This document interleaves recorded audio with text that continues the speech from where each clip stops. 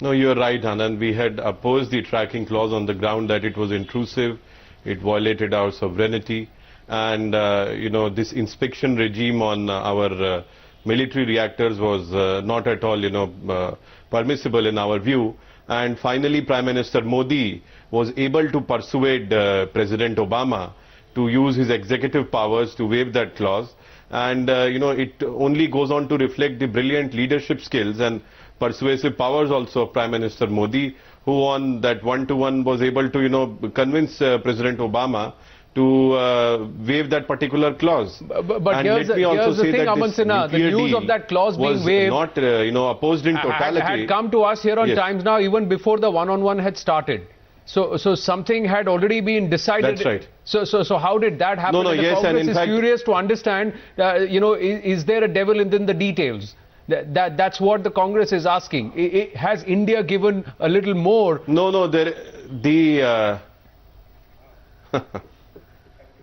no, if tracking clause has been taken out, that is to our clear advantage. So that our Congress friends, anybody who has basic, understanding of this would be able to clearly appreciate that it has gone entirely in favor of India. And in fact, to be fair to the Congress government, they had also perhaps opposed it. And therefore, they should be, commending if we are able to, achieve this major stumbling block, if we are able to overcome it. And Prime Minister Modi and the White House communique also clearly stated that the new regime which will be implemented will be entirely as per accordance to Indian law. So it is a significant achievement for the government of India. It is. We are not taking away the credit at all, Aman Sinha. The question that the Congress is asking is, how did you do it? They are just asking you, how did you do it? Tell us the details, tell us the truth, how did you do it? That's the question the Congress has been asking all since yesterday. No. Ever since this, the news came out and the confirmation came out, it was made official that there has been major ground that's been broken on the civil nuclear deal. Yes, Jaiveer. Anand, no, my question... Aman Sinha, coming to Jaiveer wants to add on. What exactly Jaiveer wants to add something. There, but Aman, just 1 second. Yeah, Aman. Yeah, Jaiveer. Okay. My specific question to my dear friend Aman is this. There were two events which were really pricking the Indo-US deal euphoria. One was the tracking clause, one was the liability clause. Now, the question is this. There was a big discussion of having an insurance pool in Delhi, Vienna and London meetings. What is the exact understanding? Are you giving them access to the insurance pool with the cap on the supplier liability? Are you weaving in this insurance pool clause into our existing law? Is this understanding within the 4 parameters of our existing law? The reason is this. Tomorrow, the supplier's understanding of law should not be at variance of Indian citizens' understanding of law. So that is very imperative. The government should give a clarity as to what is the exact nature of understanding, so that suppliers and citizens whose rights are going to be affected are on the same page as far as the understanding is of the black letter of the law is concerned. Yes, Aman. No, Anand, sorry, I could not hear him. My audio is not clear. Can you repeat? No, what Jaiveer was saying is that the government should be out with the details in terms of the understanding of the law, creation of this insurance pool, so that there is no gap between the Indian understanding or the citizens' understanding of the interpretation compared to the supplier's understanding of the interpretation.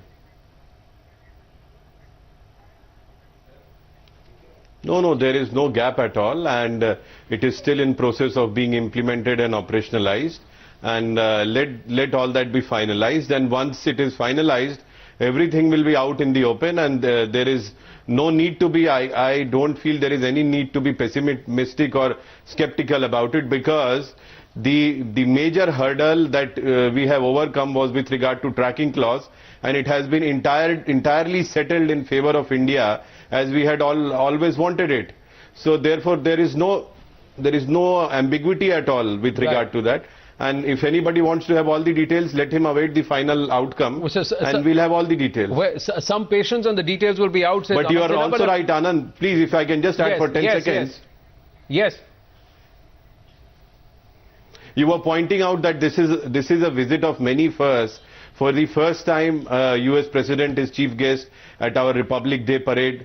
For the first time, there is a summit engagement between US President and Prime Minister of India within a period of 6 months. For the first time, a US President has visited India twice during a period of his presidency.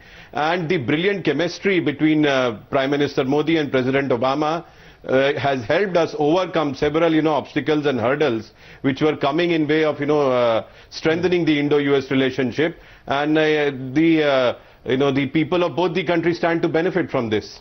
True. Well, gentlemen, I have to take a very short break. But when we come back, Maruf Raza made a very, very interesting point, Aman Sinha, before you joined in, and so did Jaiveer.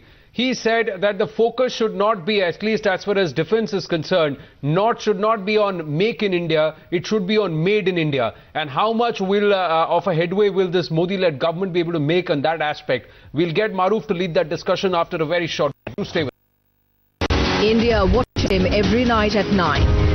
Now he's bringing together the best of independent reporting. Join me and my team at Times Now as we bring you non-stop coverage. The most direct debates you've ever seen. Manish Tiwari, look back. Manmohan Singh's best moment, by his own admission, was striking the nuclear deal with the US. That was 6 years back. Then what did you do? You put it in the freezer.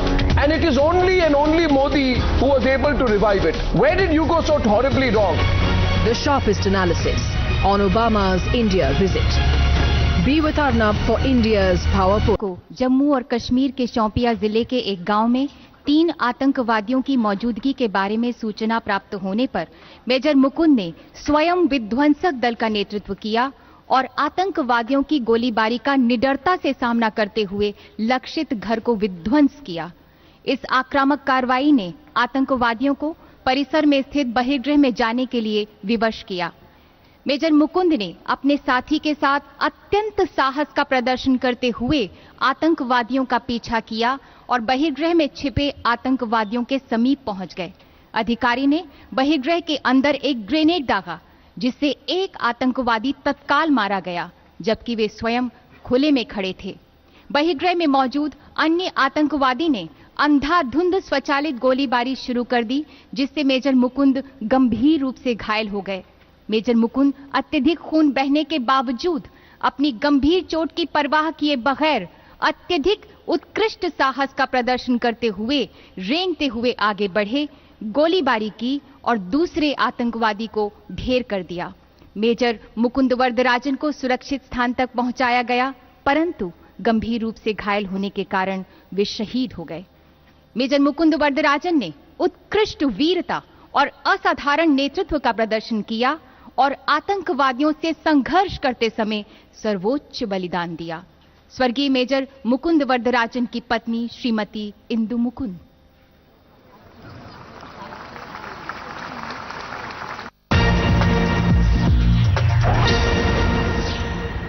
Well, staying focused on President Barack Obama's itinerary on his final day here in India, he's scheduled to meet a Congress delegation at 3 p.m. Padmaja and Bilal have been tracking the president's movements very carefully. Take us through what's going to happen. We're given to understand it's a 40-minute meeting. That's right. First, of course, are going to be the political engagements that the president is going to have with some senior leaders of the Congress. Remember, he'd also met Congress President Sonia Gandhi yesterday at the presidential banquet. And then, of course, the business meeting. But Bilal, first about his engagement with the Congress party leaders. What all is on the agenda? What are you picking up? There was a point when there was a bit of debate around why is it that the president is not really meeting anybody from the leader from the opposition. And in fact, there was this talk around whether in his agenda would he be meeting, since there is no leader of opposition officially. But eventually they did find this slot where there would be a direct meeting between President Obama and some members from the Congress. Besides that, of course, the focus continues to be on building a political, gravitas in the current scenario, and then moving forward towards economic agenda, and then which is where they'll have a meeting with the CEOs, followed by that other meeting where both the leaders would be addressing another economic kind of a meeting. So at the end of it all, the broader outline is that President Obama now just wants to consolidate all the work that has been spoken about over the last who are going to be present at that meeting with the Congress delegation? Who is going to represent the Congress delegation, and do we know what will be discussed then? Well, most of the senior leaders of the Congress are going to be there. Like we mentioned, the former Prime Minister Manmohan Singh and Sonia Gandhi have already met with Barack Obama earlier, but now this time other leaders also going to be brought in. Of course, it's significant because the Indo-US nuclear deal, which is being touted as a major success of the Modi government, in fact was kick-started by the Dr. Manmohan Singh government, and that's something perhaps is something that is going to be brought up in this meeting as well, Bilal. See, the sense that one gets is that there is continuity. While politically, of course, there will be a lot of talk around, who really gets the claim, who gets the credit for really being able to finalize this deal and make it operational. But from the American perspective, from where Barack Obama comes from, remember, time and again he has mentioned that he has a lot of respect for Narendra Modi's predecessor, which was Manmohan Singh. So at the end of it all, the sense that one gets from the US president here is that they want to send a message that it's not just the current government that they're dealing with India as a nation, which obviously includes the predecessors as well. Remember in 2010 when the first visit was made by the US president, he had made no secret of the fact that he holds Manmohan Singh and the kind of background that he has in very, very high esteem, and he of course is going to be at the meeting today. So will he be part of the delegation? So is he going to be part of that delegation, which would also see the Congress president and the vice president, Bilal? We've already had a meeting where former Prime Minister Manmohan Singh was right in front of President Obama yesterday.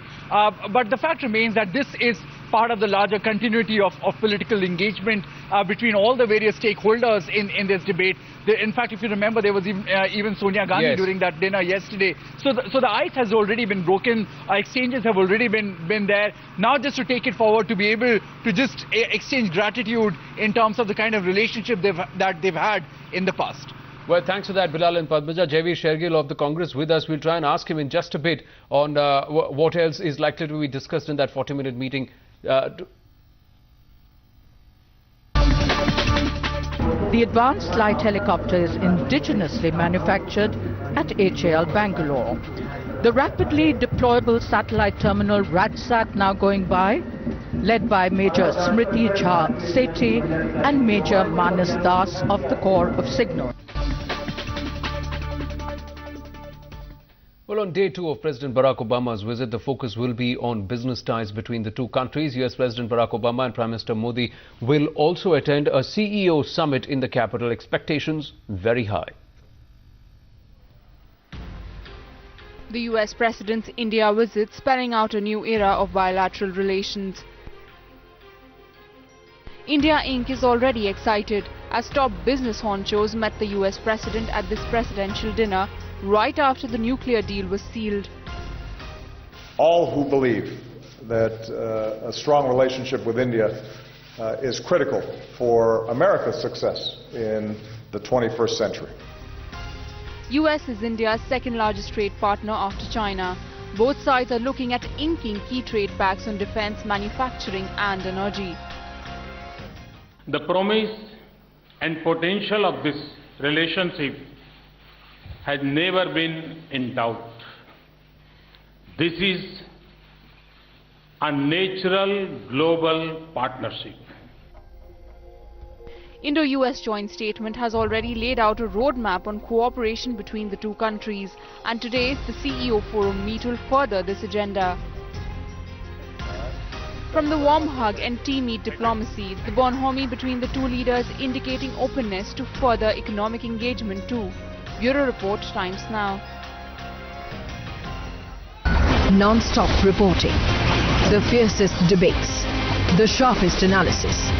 Led by India's #1 television news anchor. Point number 41, congratulations. There is a reference to Pakistan, and the reference is in the context of terrorism and the need for Pakistan to bring the perpetrators of the 2008 Mumbai terror attack to justice. So congratulations, you made it to the joint statement, though in the unfortunate context of the Lashkar-e-Toiba, Jaish-e-Mohammed, D Company and the Haqqani network. India's power push with Arnab, only on Times Now. Well, we'll go across to Padmaja and Bilal for more on what is expected in that CEO forum. But first to our guests who've been patiently listening to these developments. Maruf Raza, would you want to pick up from where we let off a short while ago in terms of the focus being on made in India rather than make in India, with the importance being led to transfer of technology, transfer of know-how. so that we can build our own indigenous material, be it defense or beyond? Yeah, I'd made those points earlier, but let me sort of just recap the bullet points. The first thing is, I mean, in America's desire to do more defense business with India, they are failing to really grasp the writing on the wall, in my understanding. One is that the Indian defense industry, though more than willing, there are one or two problems on the Indian front. One is that India in itself may not have all the infrastructure that America wants immediately to put together top-of-the-line systems. And therefore, if you see the arrangements that is being offered by America now in terms of the Raven UAVs, the technology for C-130s, and you know, even the nuclear, biological, chemical warfare suits for soldiers, this is baby steps in terms of defense industry participation. Part of the problem for America is that America is very cautious, just like most other countries, and very, very secretive about parting with top-of-the-line technology. And as General Bakshi rightly brought out earlier, that when you look at comparatively in the case of Russia, the Russians have been willing over the past and even now to give us top-of-the-line technology. Now the problem comes in that though Prime Minister Modi has emphasized on the word "make in India," that word is not entirely understood in the defense context. We are already making in India. We are making the largest collection of Sukhoi aircrafts in the world, and we are the largest operators of Sukhoi. And let me tell you, aircraft on aircraft, the Sukhoi, which was shown at the end of the flypast doing those wonderful maneuvers, can give any fighter aircraft in the world a run for its money, including all that America wants to put forward on the table in front of us. You talked about the air might on display, Maruf. Assembling those have to share with our viewers at this point what was on display at the Republic Day parade today. Overcast sky, rains not dampening the